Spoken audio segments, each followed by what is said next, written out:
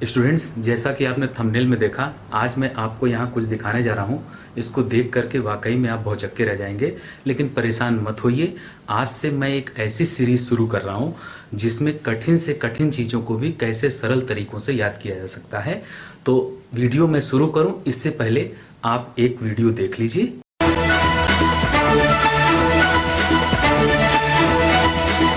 इस बारे में बात करने के लिए आज हमारे साथ मेहमान है लखनऊ से गुरु पवन कुमार। उनसे भी हम बात करेंगे मेमोरी गुरु पवन कुमार से। लखनऊ में आयोजित एक ऐसी वर्कशॉप में जहां बच्चों ने मिनटों में अपने लेसन याद किए। केमिस्ट्री हो या मैथ्स के फॉर्मूले, फिजिक्स की थ्योरीज हो या इतिहास की तारीखें, क्या ये सब मिनटों में याद किया जा सकता है?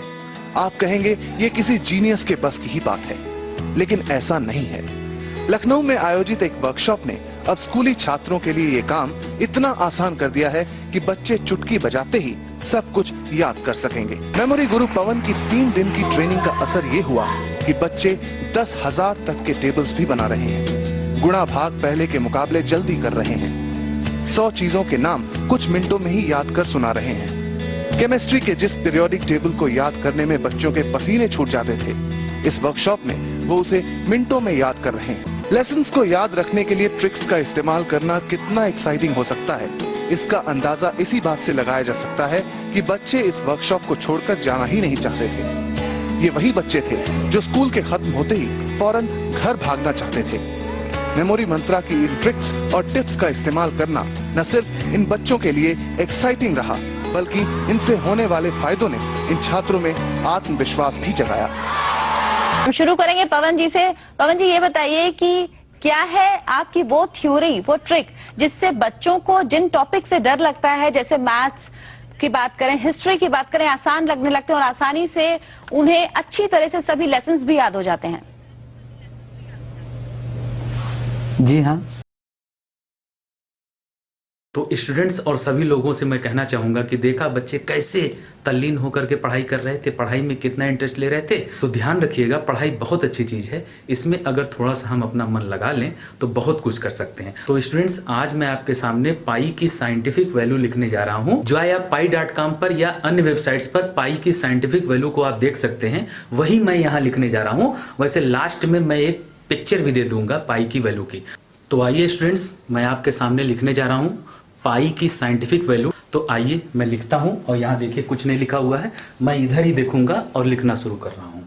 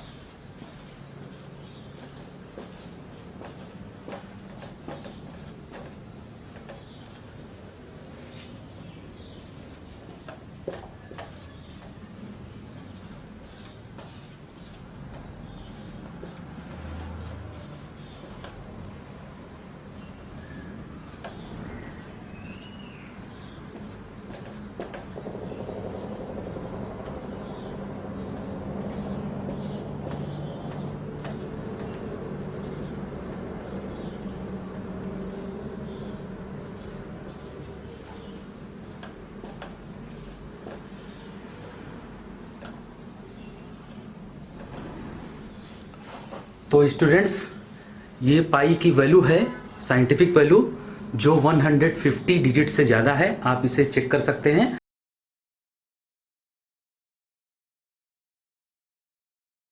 joyapi.com जो मैंने वेबसाइट बताई है। ध्यान रखिएगा स्टूडेंट्स, ये कोई बहुत मुश्किल चीज़ नहीं है जो मैं आपको यहाँ बताऊँगा, बहुत ही आसान है, आप इसको कर सकते हैं। बस ध्यान रखिएगा कि ये जो मैं सीरीज़ चलाने जा रहा हूँ, इस सीरीज़ में आपको पार्टिसिपेट करना है। और दुनिया में बहुत सारे मेथड्स बताए गए हैं इनको याद करने के, और याद करने में हम करते क्या हैं, या तो डिजिट याद करेंगे, या तो वर्ड्स याद करेंगे, या तो पिक्चर याद करेंगे।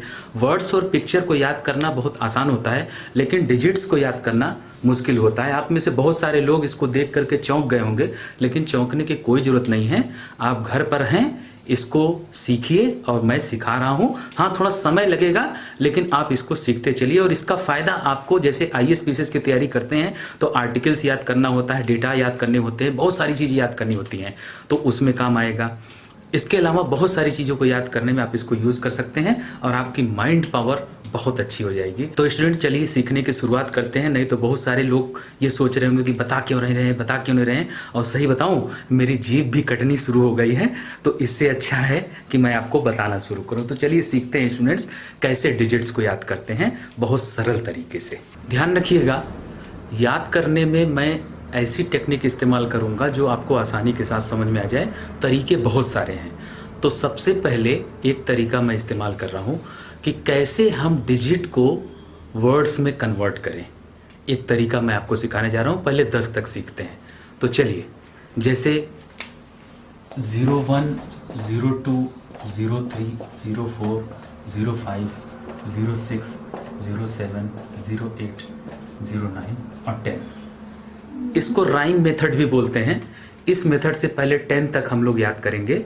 इसके बाद अदर डिजिट को कैसे चेंज किया जाता है और बड़ी डिजिट्स को कैसे चेंज करते हैं वर्ड्स में, क्योंकि जब तक ये पिक्चर के फॉर्म में चेंज नहीं होगा तो आपको याद नहीं होगा, क्योंकि पिक्चर और कहानी हमको आसानी के साथ याद हो जाती है। तो उसी मेथड को हम इस्तेमाल करेंगे डिजिट को याद करने में।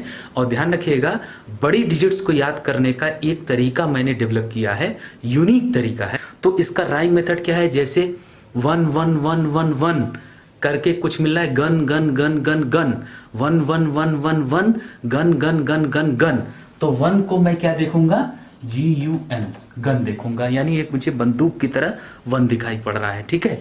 2 को शू भी बना सकते हैं, जूता, यानी 2 जब भी मैं देखूंगा जूते के रूप में देखूंगा। 3 3 3 इसको बना सकते हैं tree tree tree tree, 3 3 3 tree tree tree. 4 4 4 door door door door door door. याद रखिएगा, लेकिन ध्यान रखिएगा, जो भी पिक्चर आप बनाइए अपने से रिलेट करके बनाइए। दरवाजा जो हो वो आपका देखा हुआ हो, उसको आपने टच किया हो और उसकी एक बड़ी इमेज बनाइएगा। ठीक है।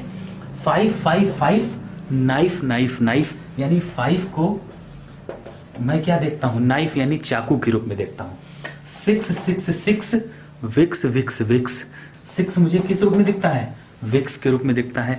7 7 7 7 7 7 microwave oven oven oven oven, microwave oven के रूप में दिखता है। 8 8 8 India gate gate gate, India gate मुझे दिखता है, इंडिया गेट मुझे दिख रहा है। 9 9 9 वाइन वाइन वाइन। हाँ, ध्यान रखिए, कुछ लोग कह सकते हैं फाइन फाइन फाइन, नहीं, इमेज ऐसा बनाइए जो कोई सामान हो जिसको आप टच कर सकें, जिसकी इमेज आप बना सकें। फाइन की कोई इमेज नहीं बनेगी, वाइन की इमेज बन जाएगी। 10 10 10 हेन हेन हेन, 10 10 10 हेन हेन हेन। तो 10 से बन गया, हेन बन गया। ठीक है। तो चलिए 1 से लेकर के 10 तक के डिजिट को हम लोग इस्तेमाल करते हैं डिजिट्स को याद करने में। और इसके साथ मैं एक चीज़ और जोड़ दूंगा जिसको बोलते हैं स्टोरी मेथड। तो स्टोरी से सबको जल्दी से जल्दी चीज़ें याद हो जाती हैं, इसलिए मैं स्टोरी मेथड को यूज़ कर रहा हूँ इसको याद कराने में।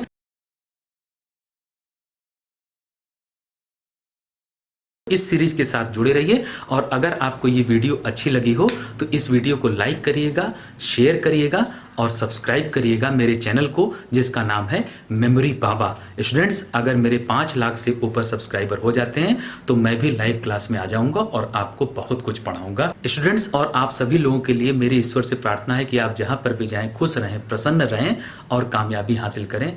आपने मेरी वीडियो को इतने ध्यान से देखा, इसके लिए मैं आपका आभारी हूं। मैं आप सबके भीतर बैठे परमात्मा को प्रणाम करता हूं। कृपया मेरा प्रणाम स्वीकार करें। जय हिंद, जय भारत, जय Hind. Memory Mantra Sector H Janki Parimalakya Contact 9140719224